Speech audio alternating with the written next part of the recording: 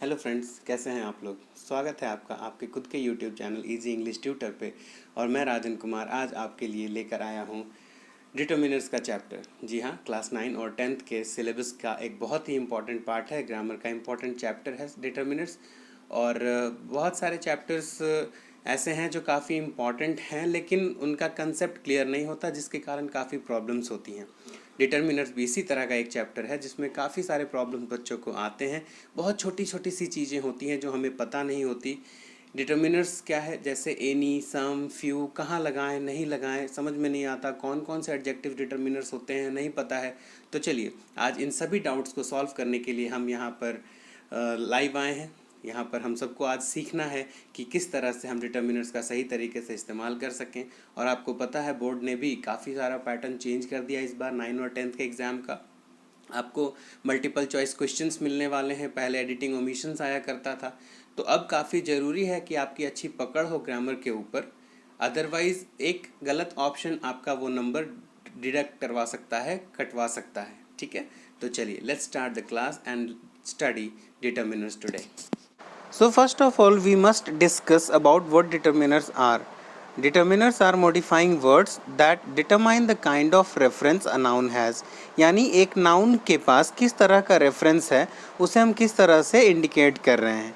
तो जैसे एग्जांपल्स क्या है डिटर्मिनर्स का, हम ए लगाते हैं, द लगाते हैं, सम लगाते हैं, ये सब डिटर्मिनर्स के अंदर ही आता है। ठीक है, अब नोट में मैंने एक बात लिखी है आप लोगों के लिए कि all the determiners are adjectives.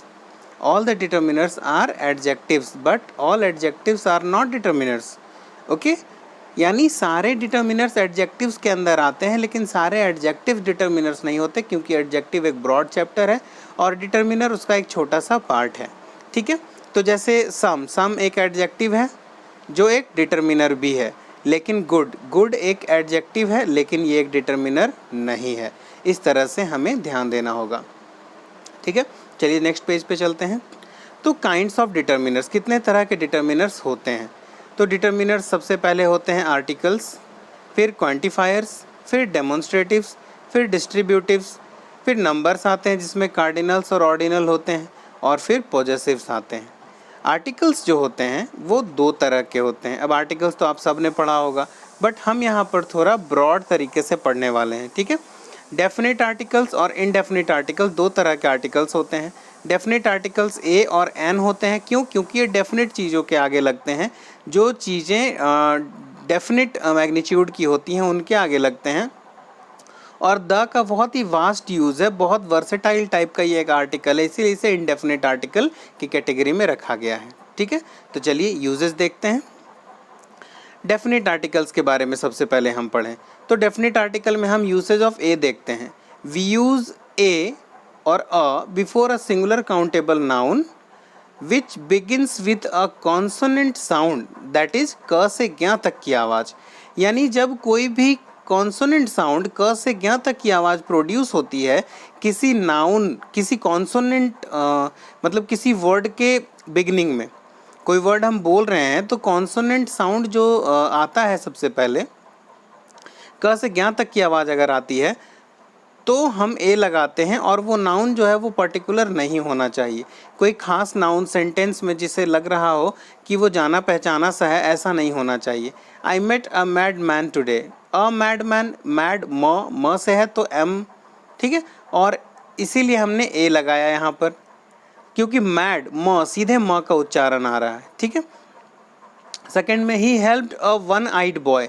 अब हमने पढ़ा है कि ओ जो है वो एक वॉवेल होता है, ओ वॉवेल होता है, लेकिन ओ से प्रोनाउंसिएशन क्या आ रहा है, ओ एनी वन, व का प्रोनाउंसिएशन आ रहा है, तो हम लोग यहाँ पर ए लगाएंगे, ओ देखकर एन नहीं लगाएंगे। और इन दोनों सेंटेंसेस में कहीं भी ये वन आइड बॉय या मैड मैन जो है वो ऐसा नहीं लग रहा कि जाना पहचाना है किसी का सेंटेंस में। ठीक है, तो जिस वॉवेल के उच्चारण में एक कॉन्सोनेंट साउंड मिलता है हम वहाँ पर ए का ही प्रयोग करते हैं। ठीक है, चलिए नेक्स्ट पेज पे चलते हैं। अब हम देखते हैं यूसेज ऑफ एन। एन के कहाँ कहाँ पे इस्तेमाल होते हैं। We use an before a singular countable noun. एक सिंगुलर काउंटेबल नाउन के पहले हम एन लगाते हैं।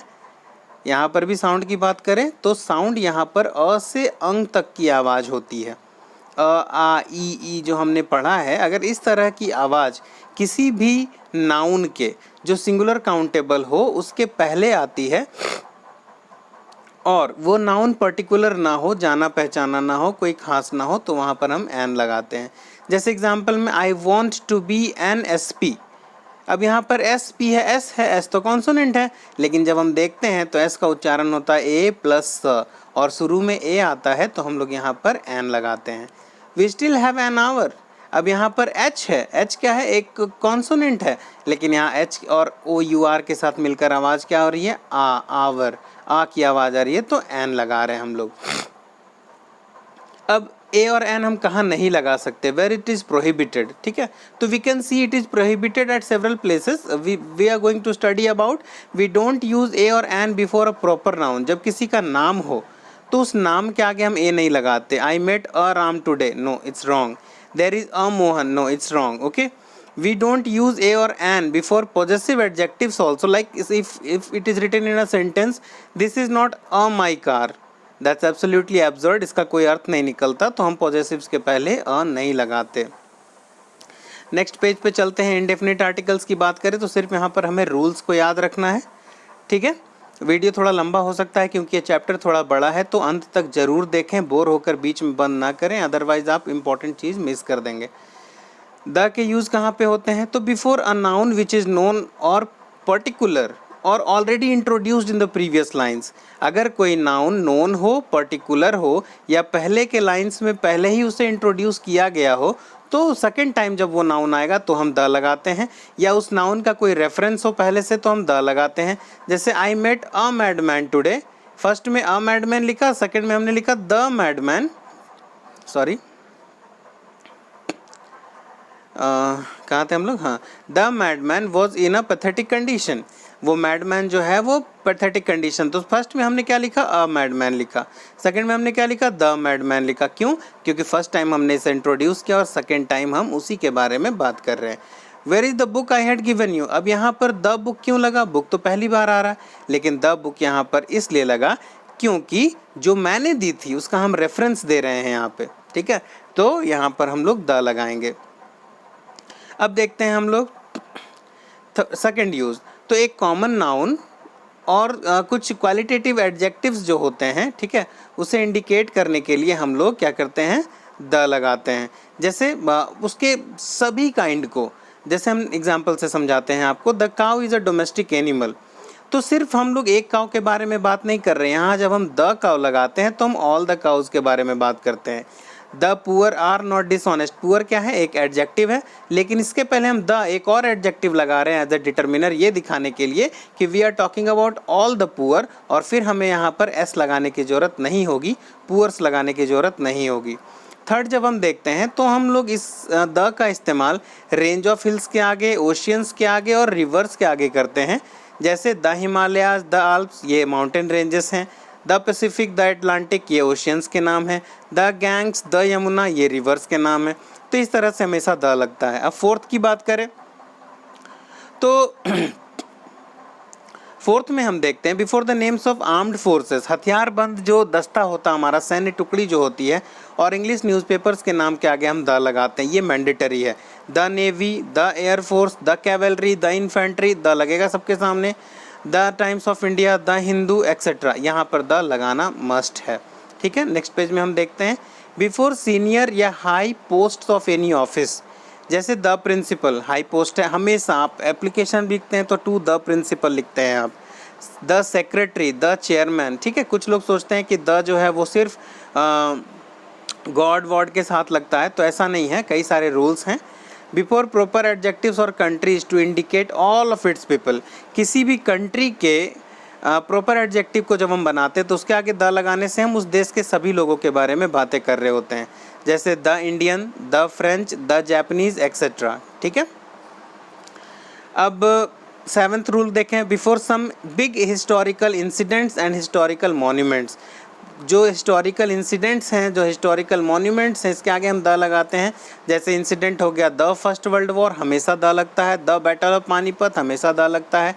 मॉन्यूमेंट्स की बात करें तो the red fort, the Taj Mahal, हमेशा द लगता है, ठीक है।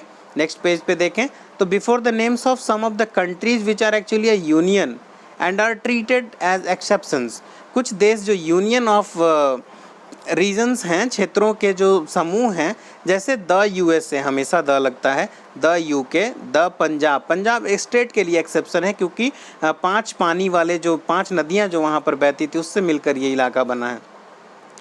अब 9th की बात करें हम लोग, तो before ordinal numbers when used as adjectives and superlative degrees of comparison. Ordinal number, the first boy, first अगर लिखेंगे तो द लिखना जरूरी है। The third car, third car हम बता रहे हैं तो द लिखना जरूरी है। मोस्ट ब्यूटीफुल, सुपरलेटिव डिग्री है, द लिखना जरूरी है। Hottest place, hottest superlative degree है, द लिखना जरूरी। इन सभी चीज़ों के आगे द लगाएंगे, ठीक है। अब हम सेकेंड पॉइंट की तरफ चलते हैं, हमारा जो क्वांटिफायर्स है। डिटर्मिनर्स का सेकंड जो है वो हमारा क्वांटिफायर्स है, ठीक है। तो क्वांटिफायर्स क्या होते हैं? ये एक्चुअली ऐसे एडजेक्टिव्स हैं जो उस नाउन के क्वांटिटी को रेफर करते हैं जिसके आगे हम इसे लगाते हैं, जैसे some, any, few, many, little etcetera. तो क्वांटिफायर्स के यूज़ देख लेते हैं एक बार जल्दी से। सबसे पहले हम बात करेंगे मेनी के उपयोग के। तो फ्रेंड्स, आपको एकदम विश्वास नहीं होगा कि कैसे कैसे इस्तेमाल होते हैं, ठीक है। हम लोग मेनी हर जगह लगा दिया करते थे बचपन में, लेकिन जब पढ़ते हैं तो समझ में आता है कि इसके भी कुछ प्रोहिबिशंस हैं। It is used before plural, sorry this spelling is wrong by mistake. It is used before plural countable nouns in 2 cases, 2 cases में। इन ओनली नेगेटिव और interrogative sentences when not to be used in the beginning of the sentence. जब हम किसी sentence के बीच में many को लगाएंगे तो सेंटेंस पॉजिटिव नहीं होना चाहिए, सेंटेंस नेगेटिव या इंट्रोगेटिव ही होना चाहिए, अदरवाइज मेनी का इस्तेमाल सेंटेंस के बीच में हम नहीं कर सकते। ही डजंट हैव मेनी फ्रेंड्स, क्योंकि इसे सेंटेंस नेगेटिव है तो हमने मेनी लगाया। Do you spend many hours on such projects, क्योंकि सेंटेंस इंट्रोगेटिव है तो हमने मेनी लगाया बीच में। लेकिन इसका एक्सेप्शन क्या है? इसका एक्सेप्शन ये है कि हम बिगिनिंग में लगा सकते हैं मेनी को अगर सेंटेंस जो है हमारा पॉजिटिव हो। जैसे many students have already gone, तो हमने यहाँ पर मेनी पहले लगाया, इस केस में हम पॉजिटिव सेंटेंस में मेनी लगा सकते हैं। कन्वेंशनली मेनी जो है वो इसका इस्तेमाल पॉजिटिव सेंटेंसेस में नहीं होता, ठीक है, सिर्फ बिगिनिंग में करना हो तो कर सकते हैं। जैसे I can not give you many pens, ये सेंटेंस ग्रामेटिकली करेक्ट नहीं कहा जाएगा। I can not give you many pens, ये सही होगा क्योंकि यहाँ पर निगेटिव है। I can give you many pen सही नहीं होगा। चलिए नेक्स्ट देखते हैं सेवरल। तो आप सोच रहे होंगे कि मेनी के जगह तो हम क्या यूज़ करें? मेनी के जगह आप सेवरल का इस्तेमाल करें पॉजिटिव सेंटेंसेस में। इसका इस्तेमाल प्लूरल काउंटेबल नाउन्स के पहले होता है। पॉजिटिव सेंटेंसेस में सेंटेंसेस के बीच में कई और अनेक का सेंस दिखाने के लिए ये मेनी का सब्स्टिट्यूट भी है, ठीक है। I can give you several pens now, absolutely correct. He has several friends in this class, absolutely correct. But अब अगर आप सेवरल के पहले मेनी लगा दें तो ये रॉन्ग हो जाएगा। चलिए नेक्स्ट देखते हैं एनी। एनी कहाँ इस्तेमाल होता है? एनी मतलब कोई या थोड़ा। इसका इस्तेमाल भी सिंगुलर काउंटेबल नाउन, प्लूरल के पहले एनी नहीं लगा सकते। सिंगुलर काउंटेबल नाउन या सिर्फ अनकाउंटेबल नाउन के पहले होता है नेगेटिव और इंट्रोगेटिव सेंटेंसेस में, सिर्फ निगेटिव और इंट्रोगेटिव सेंटेंसेस में। जैसे I don't have any water at home, सही है। Did you give any coin to my brother, सही है क्योंकि ये निगेटिव सेंटेंस है और ये इंट्रोगेटिव सेंटेंस है तो हमने एनी लगाया, ठीक है। आप सेंटेंस के बिगिनिंग में अगर एनी लगाते हैं तो वो चल सकता है, बट बीच में नहीं चलेगा, पॉजिटिव और निगेटिव में ही चलेगा सिर्फ। अब फोर्थ हमारा जो है वो है सम। सम मतलब कुछ या थोड़ा। तो इसका इस्तेमाल होता है पॉजिटिव सेंटेंसेस में एनी के सब्स्टिट्यूट के रूप में, ठीक है। एनी के जगह पर हम प्लूरल काउंटेबल नाउन के पहले सम लिख सकते हैं, अनकाउंटेबल नाउन के पहले सम लिख सकते हैं, ठीक है। कैसे सेंटेंसेस में? पॉजिटिव सेंटेंसेस में।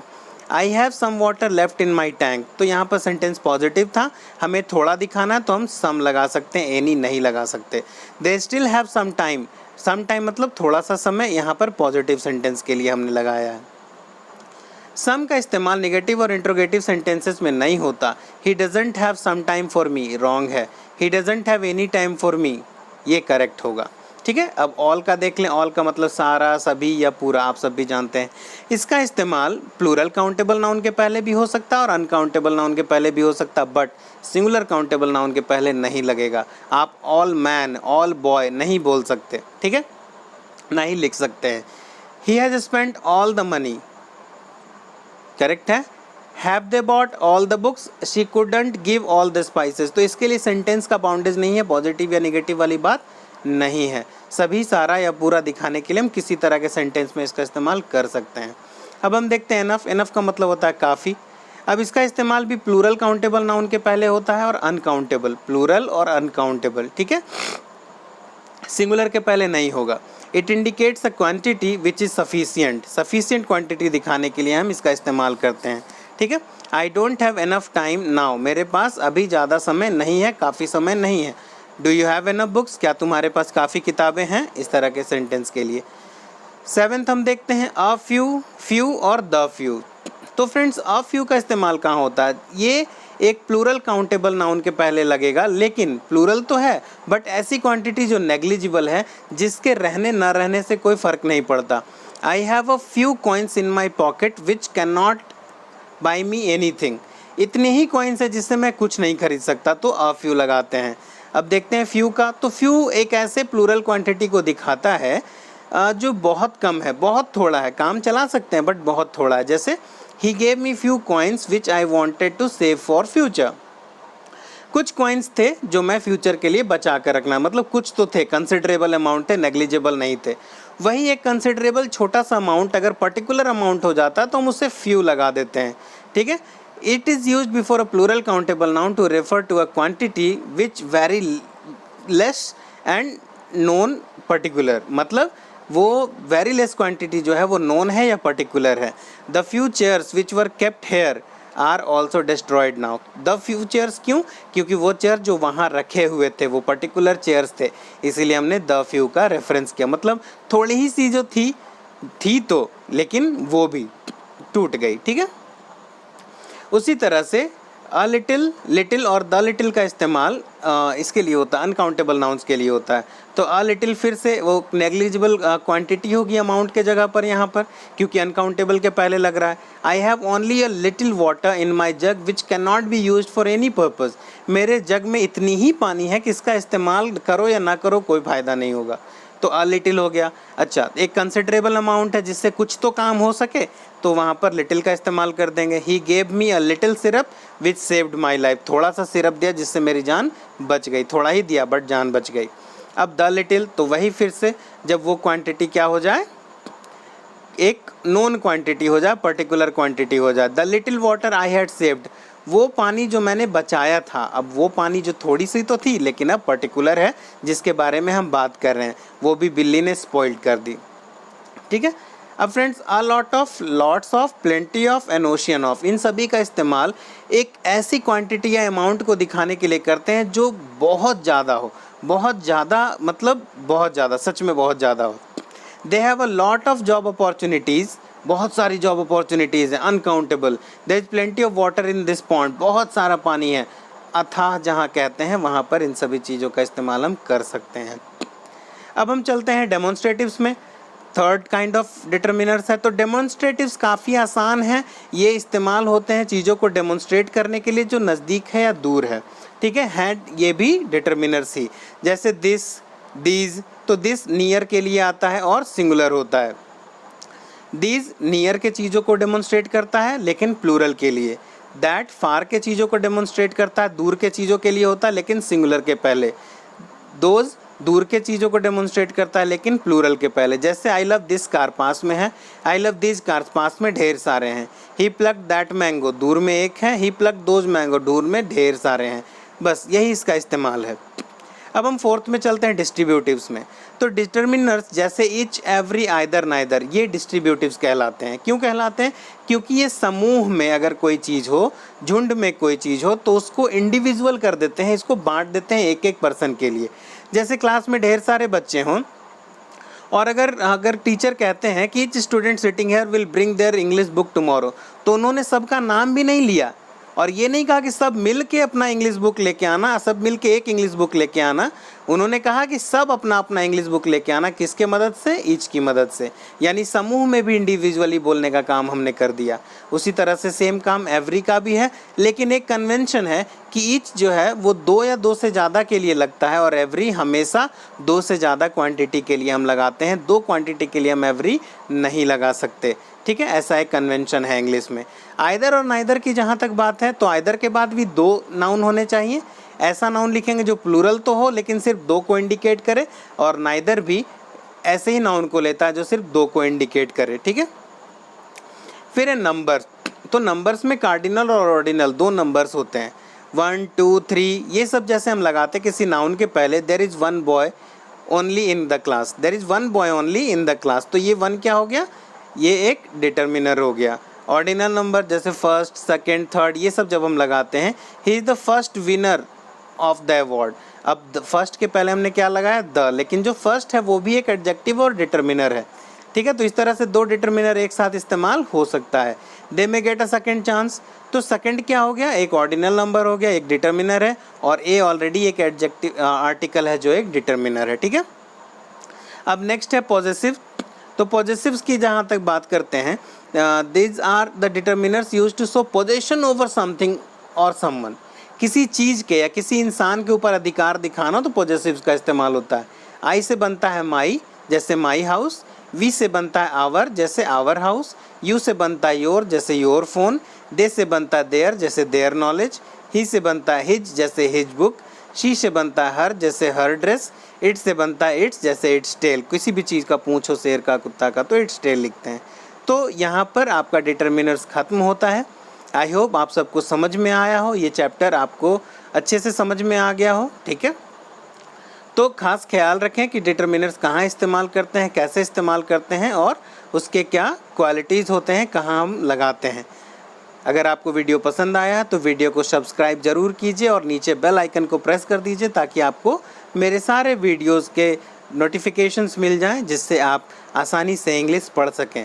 तो देखते रहिए इजी इंग्लिश ट्यूटर के चैनल को और समझते रहिए ग्रामर को काफ़ी आसानी से। Thanks a lot for watching.